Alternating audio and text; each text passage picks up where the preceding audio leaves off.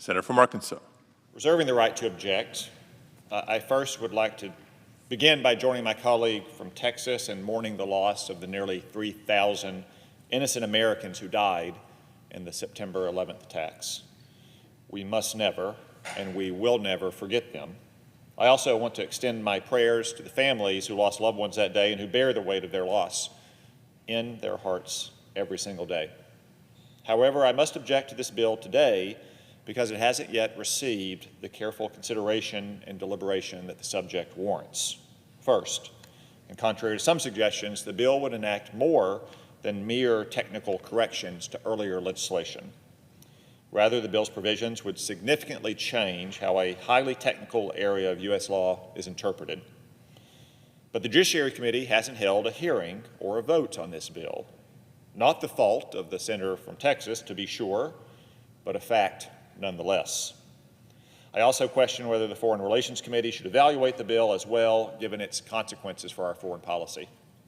Second, and speaking of foreign policy, the bill could have far-reaching and consequential implications for our policy in the Middle East. Thanks to Israel's artful diplomacy and incredible military, Iran's so-called axis of resistance lies in rubble in Gaza, Lebanon, and Syria, with Iran itself therefore exposed on its flanks for the first time in a generation. I would suggest at this highly promising yet highly sensitive moment that all our efforts should be focused on uniting our friends and our allies in the region to put an end, once and for all, to the threat of a nuclear-armed terrorist sponsoring Iran. Finally, this bill could have the unintended but unwelcome result of further delaying resolution and recovery for the 9/11 litigants' cases.